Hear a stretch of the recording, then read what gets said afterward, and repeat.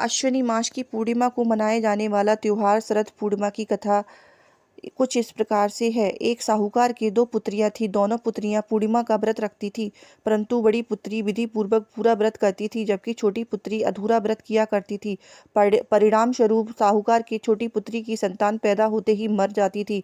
उसने पंडितों से अपने संतान के मरने का कारण पूछा तो उन्होंने बताया कि पहले समय में तुम पूर्णिमा का अधूरा व्रत किया करती थी, जिस कारणवश तुम्हारी सभी संतानें पैदा होते ही मर जाती हैं। फिर छोटी पुत्री ने पंडितों से इसका उपाय पूछा तो उन्होंने बताया कि यदि तुम विधि पूर्वक पूर्णिमा का व्रत करोगी तब तुम्हारे संतान जीवित रह सकते हैं। साहूकार की छोटी कन्या ने उन भद्रजनों की सलाह पर पूर्णिमा का व्रत विधि पूर्वक संपन्न किया। फलस्वरूप उसे पुत्र रत्न की प्राप्ति हुई, परंतु वह शीघ्र ही मृत्यु को प्राप्त हो गया। तब छोटी पुत्री ने उस लड़के को पीढ़ा पर बिठाकर ऊपर से कपड़ा ढक दिया। फिर अपनी बड़ी बहन को बुलाकर ले आई और उसे बैठने के लिए वही पीढ़ा दे दिया। बड़ी बहन जब पीढ़े पर बैठने लगी तो उसका घाघरा उस मृत बच्चे को छू गया। बच्चा घाघरा छूते ही रोने लगा।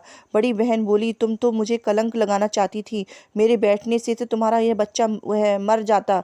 तब छोटी बहन बोली, बहन तुम नहीं जानती, यह तो पहले से ही मरा हुआ था, तुम्हारे भाग्य से ही फिर से जीवित हो गया है, तेरे पुण्य से ही यह जीवित हुआ है।